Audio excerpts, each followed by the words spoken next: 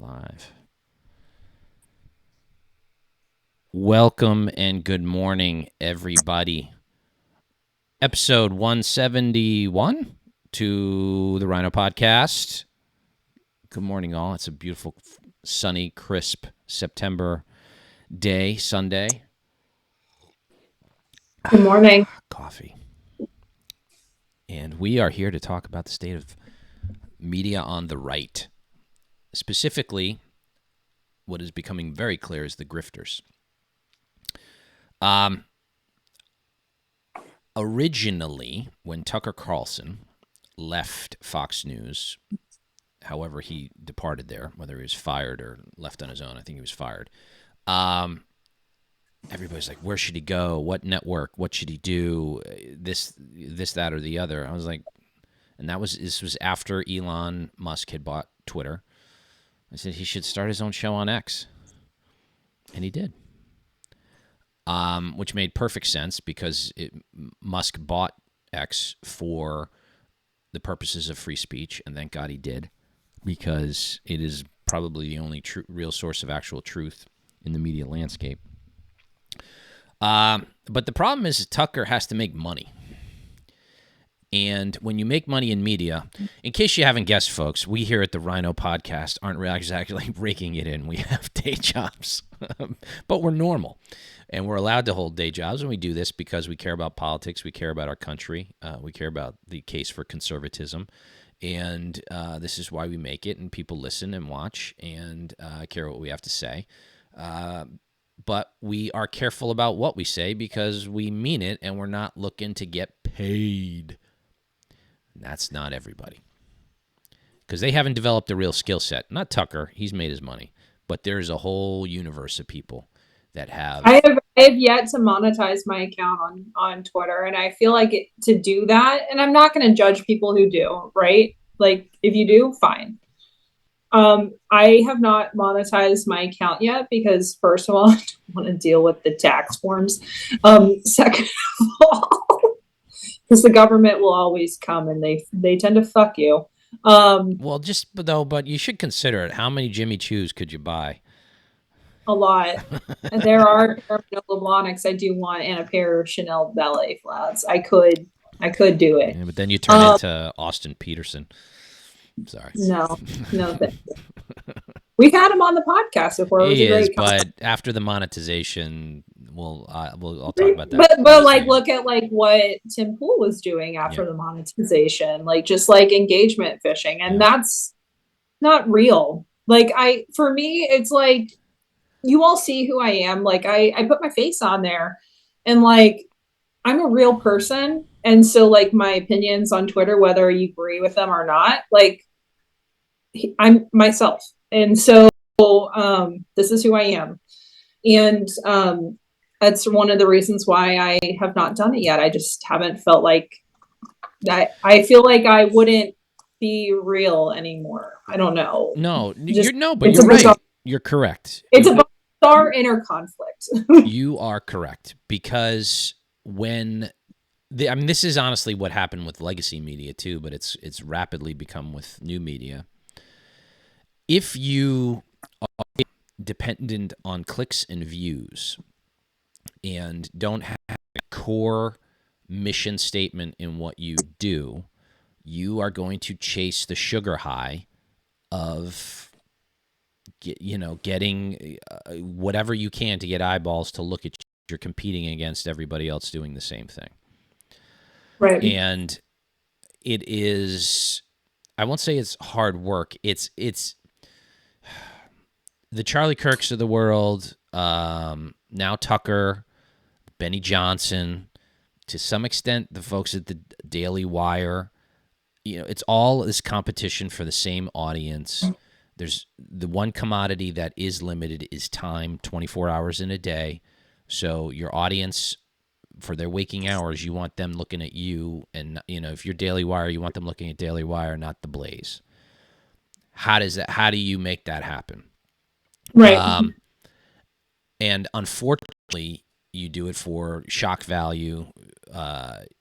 Even call it, the old Howard Stern effect, like the wildest thing you can put on or say the craziest thing.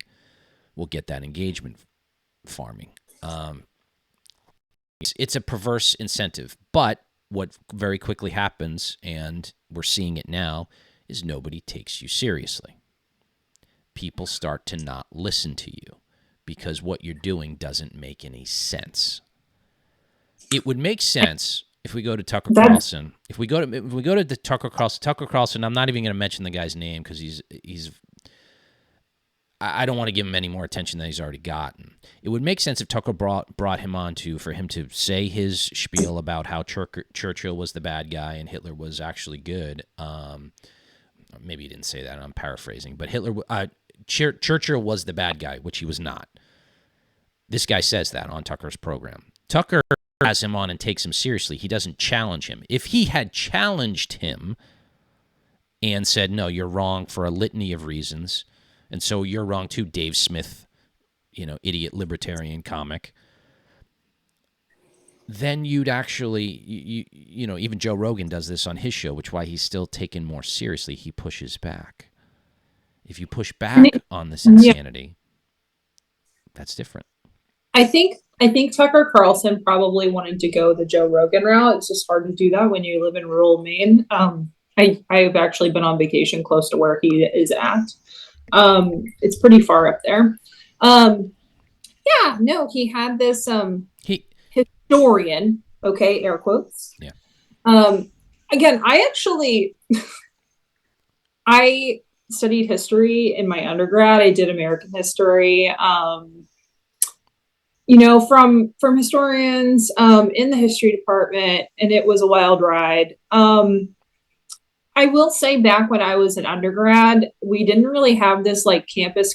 We did have some campus craziness. I will say there were slight bits of it. You could see it, but mostly like the professor that I had that like supported the Students for Democratic. What was it? The first organization that the Weathermen fell under. Oh, yeah. I forget what it's called. But I know. I got an A in his class, and he openly knew that I was a conservative. Okay. So like he didn't like mark me down or anything like that for being conservative. Okay.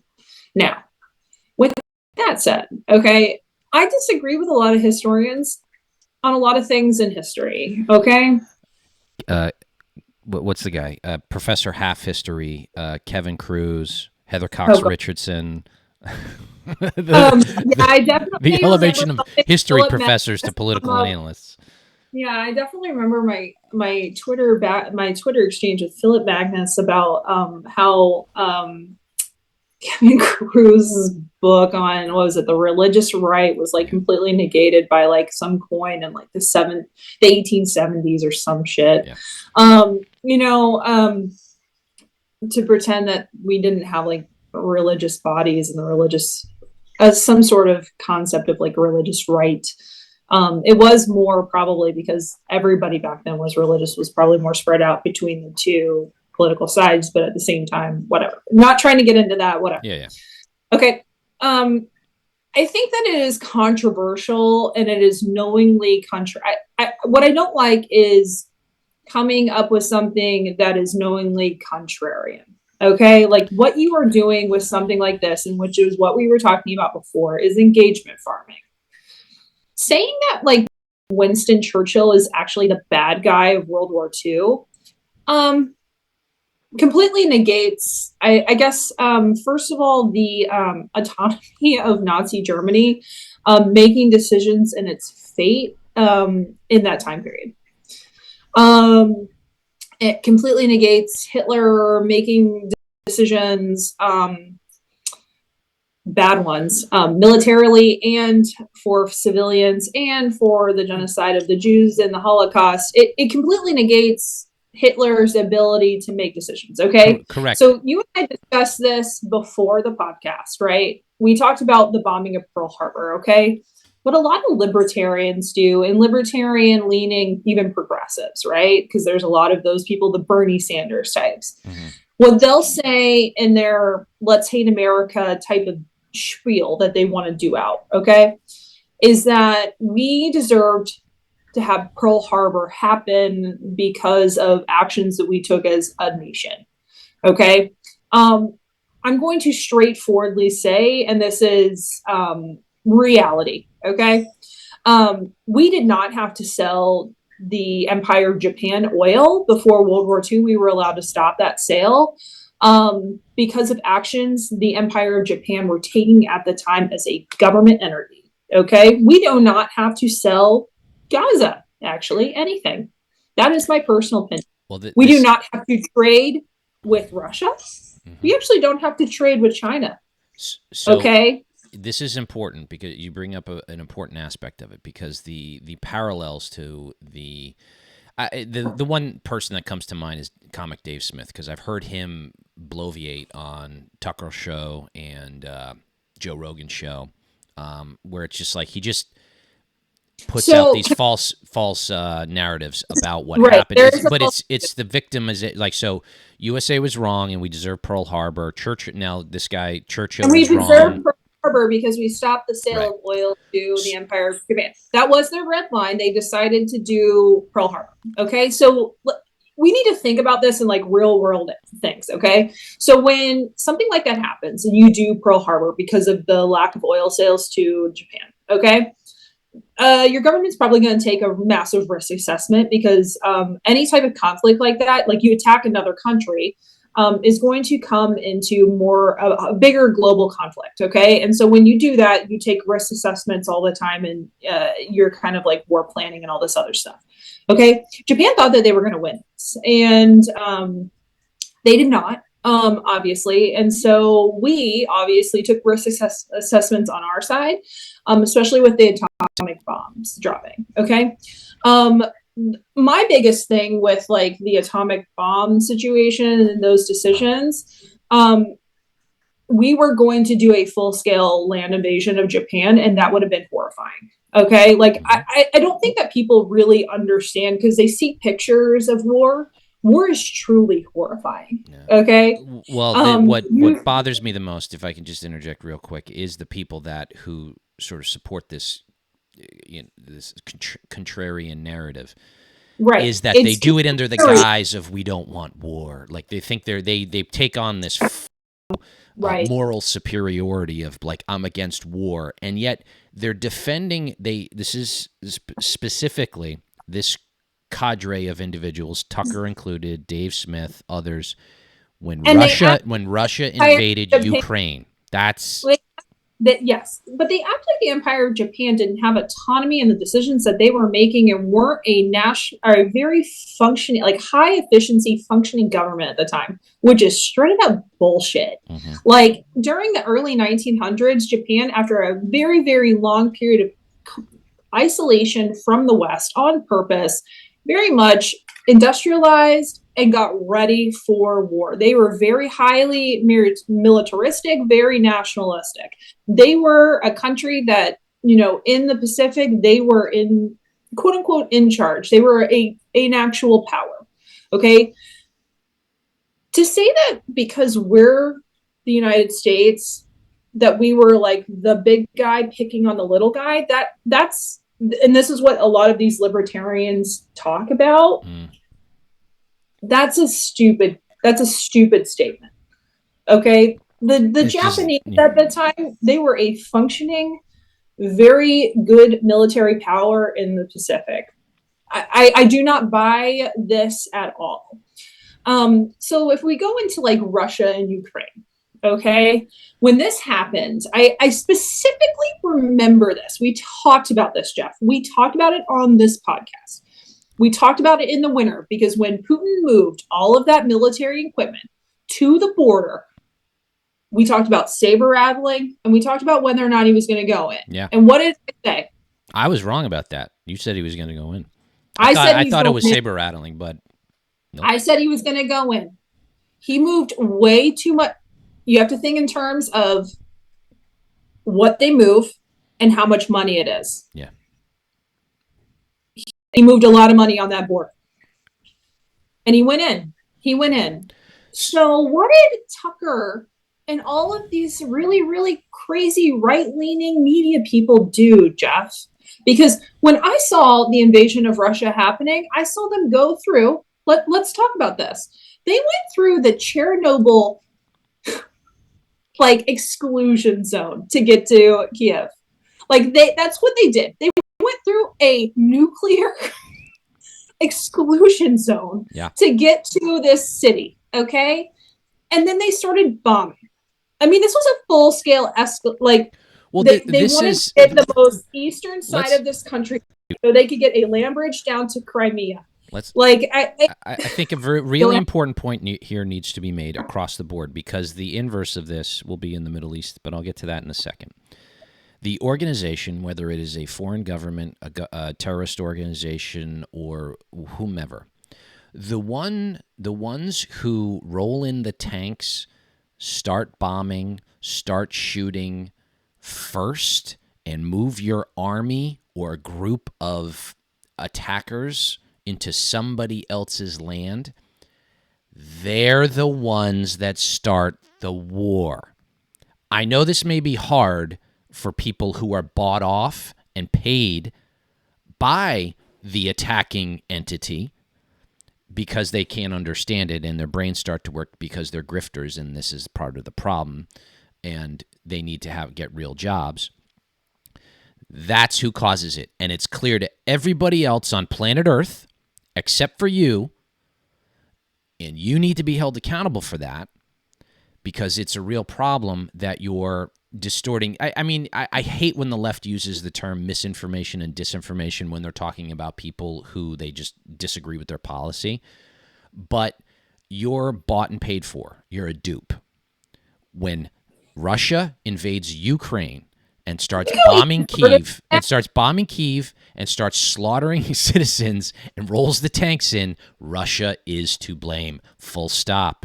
When Hamas invades southern Israel and starts slaughtering innocent people, machine gunning them down, blowing things up, they are to blame. Torture them and taking these kidnapped people back into Gaza to hold them hostage, in tunnels and in journalists' apartments.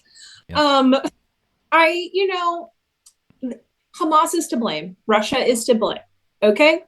I'm going to actually take it a step further because we need to talk about Lauren Chen. Okay. You're a traitor to this country. I would never, ever take money from a foreign government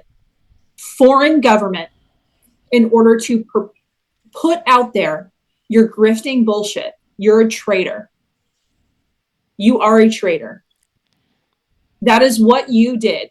You took money from the Russian government in order to put out their message. That is what you are. Yeah, she is.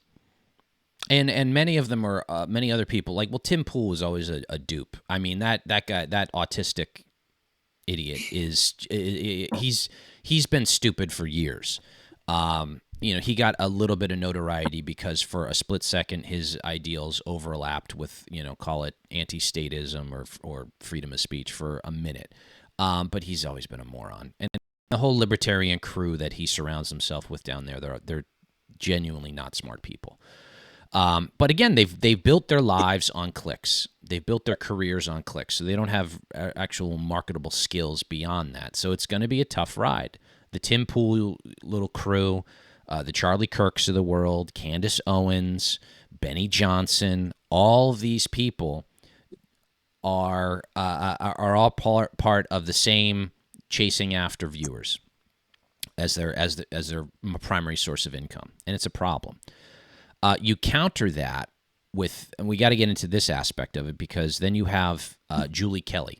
I didn't tag her in the episode here, but Julie Kelly was for the past few years a prominent Trump supporter, and it comes out that with all the money that she has and made, has been a major donor to Kamala Biden-Harris and the Democratic Party. This shit is wild to me because while you're a traitor to your country like Lauren Chen, Julie Kelly is just a straight up grifter. Like, just holy shit. Okay,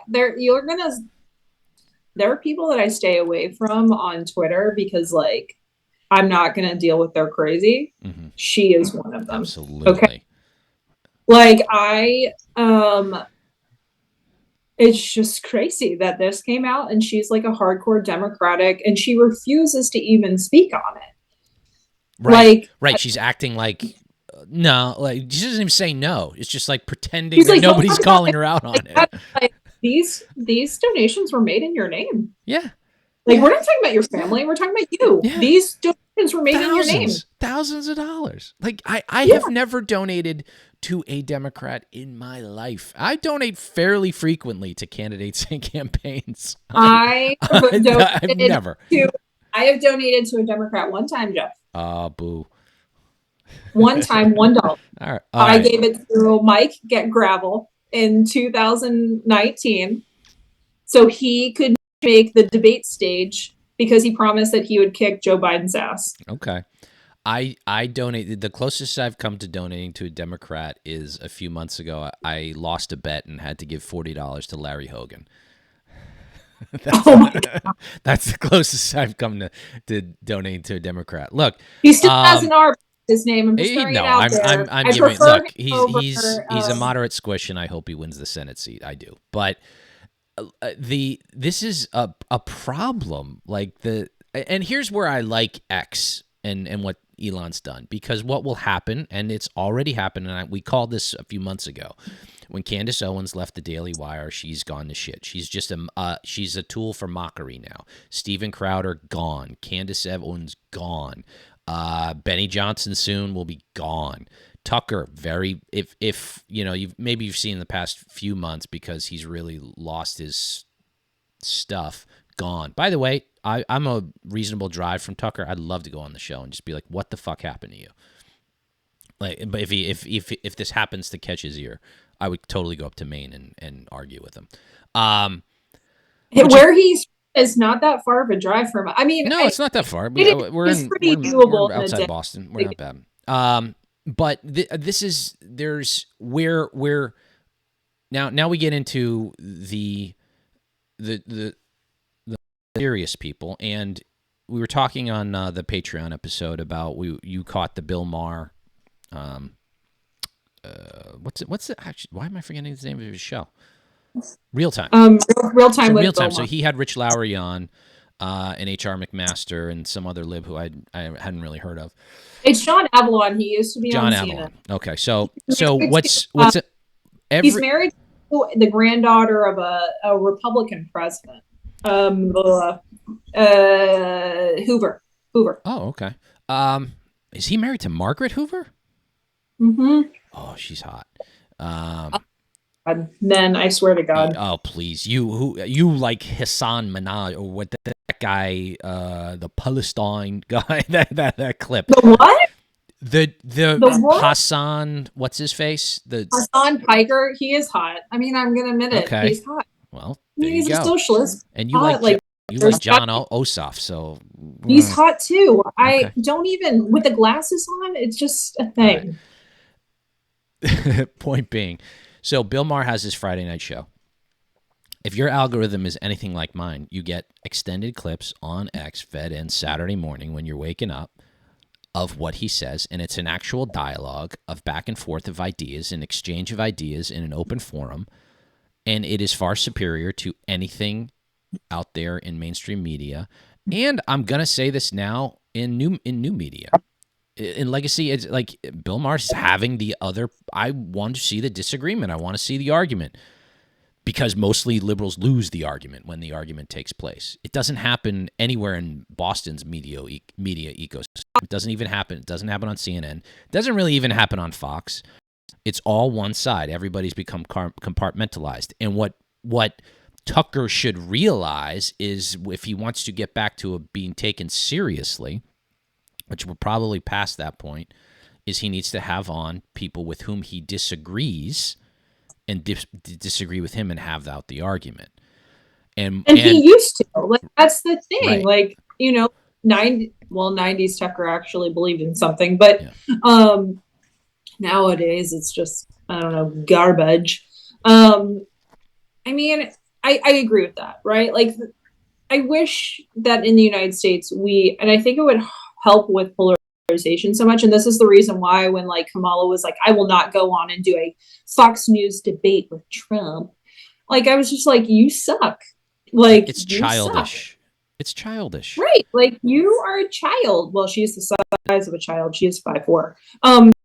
But anyway, yeah, she's tiny. Like, when we watch the debate on Tuesday, you're going to see a huge difference between her and Donald Trump in height.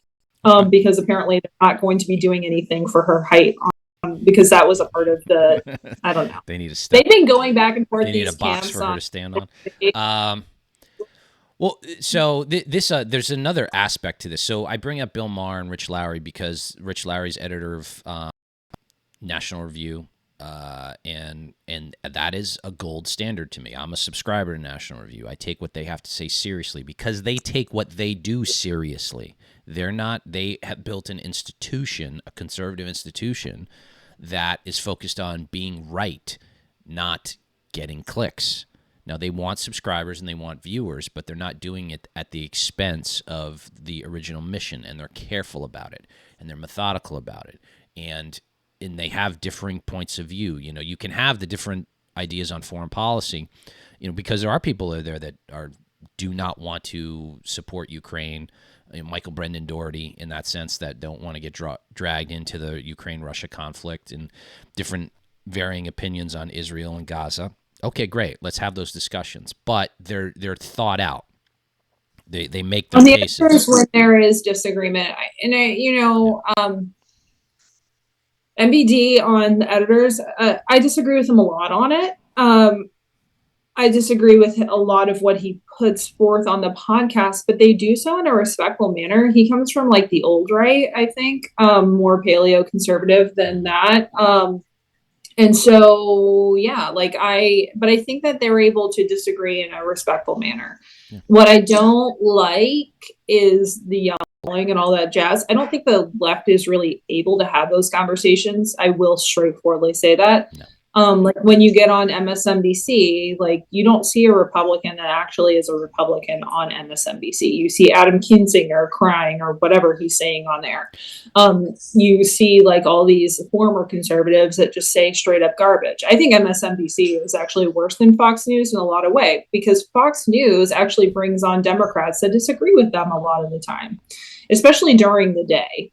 And MSNBC, CNN does kind of sorta, but like there's MSNBC, that one guy, I forgot his name, but yeah, that one analyst who goes on to the panels. But what you're bringing up is a good point because now you have the grift in the other direction, which is the conservatives who support Kamala Harris and coming out with the David Frenches of the world. No, really, it'll be better if we elect Kamala. It'll be better for conservatism if Kamala Harris gets elected. Like there's no universe where that action will take place. Judges, immigration, less spending than a Harris administration would engage in. There's no universe where those three things and some foreign policy aspects that Caitlin pointed out on the Patreon, patreon.com/RINOpod,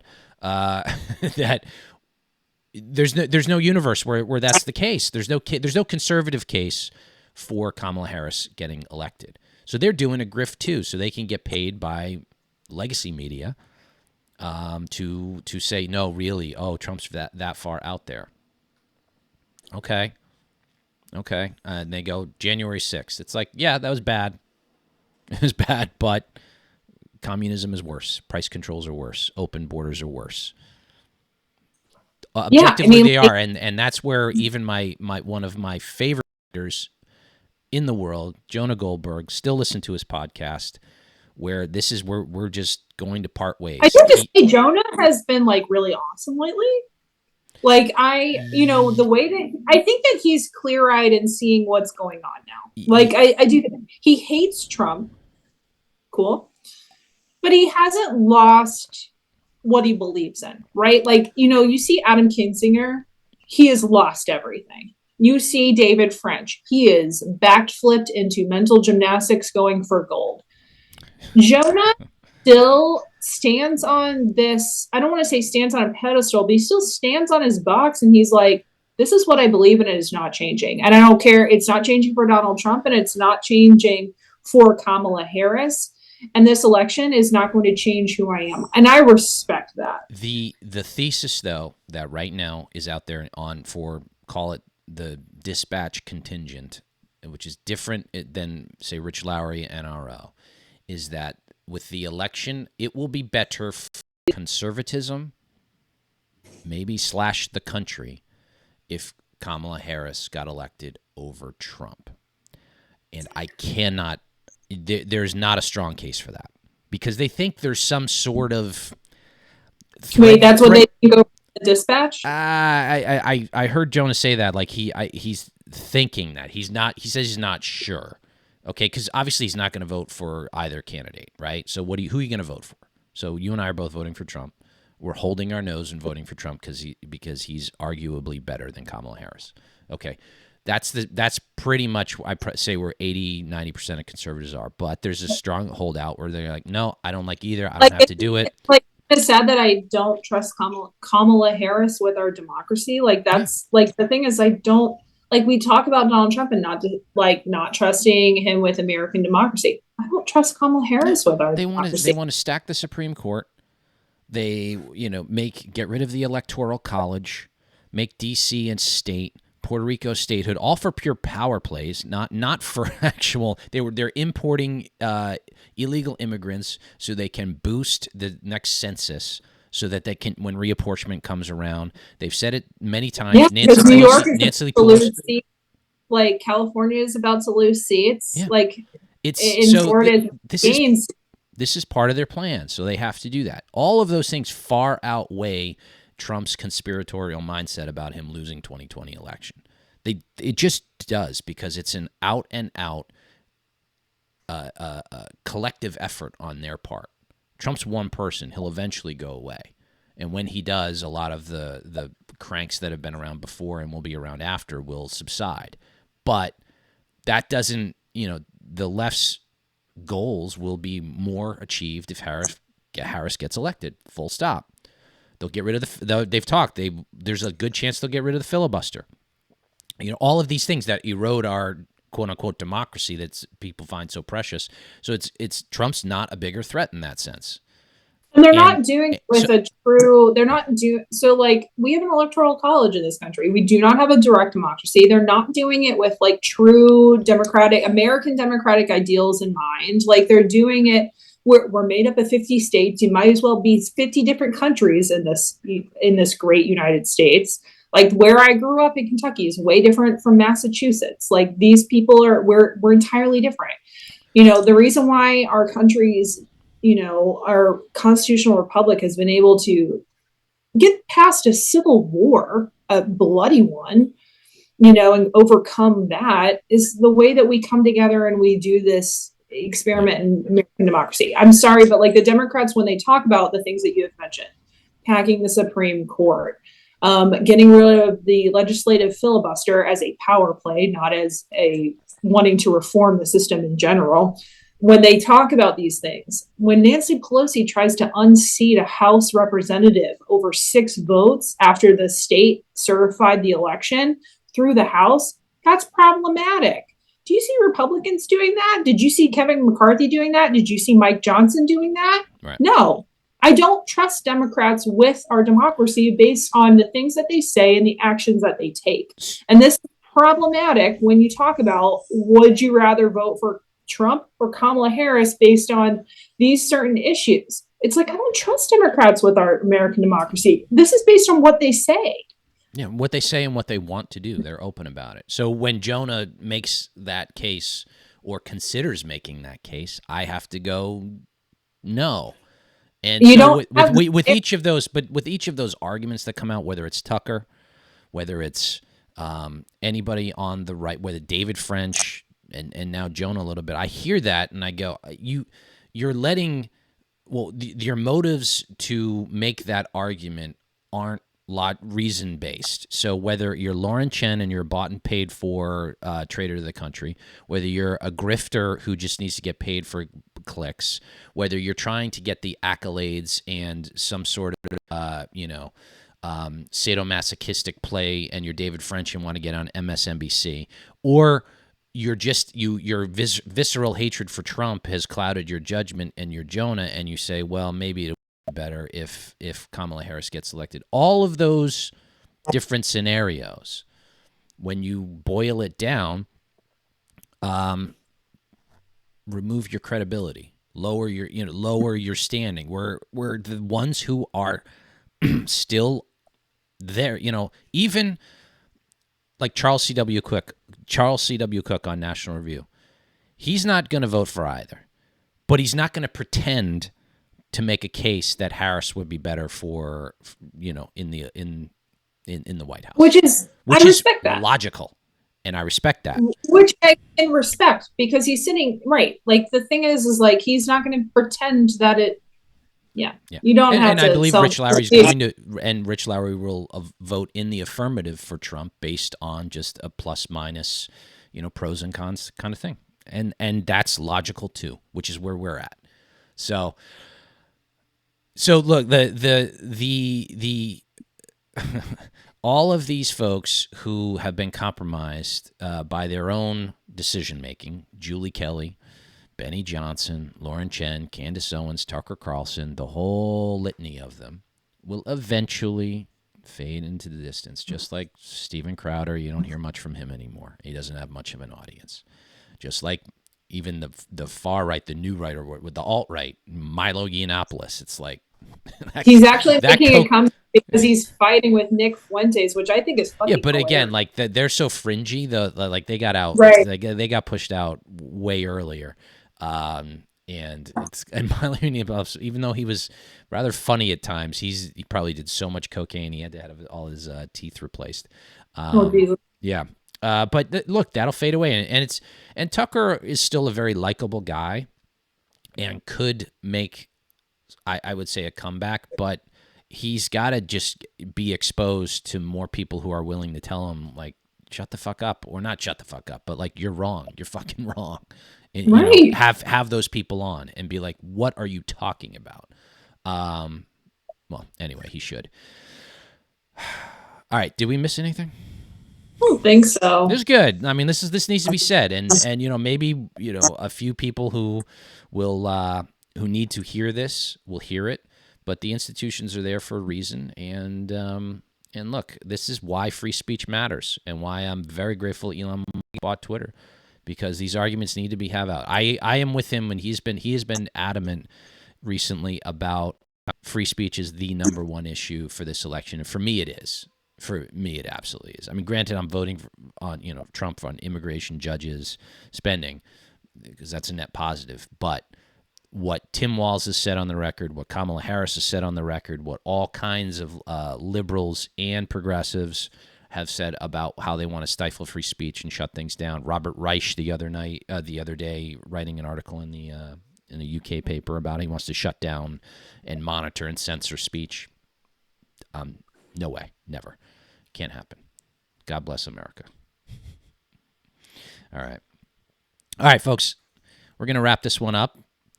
Thank you very much for tuning in. Head on over to patreon.com/RhinoPod. Only $1 a month. We do it for Caitlin's shoe budget. So go down over there. We're going to have some good episodes. They'll be released at noon today. We talk about the status of the election. We'll be back soon.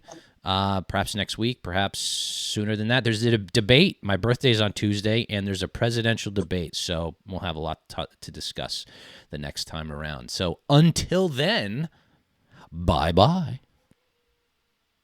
Bye, guys.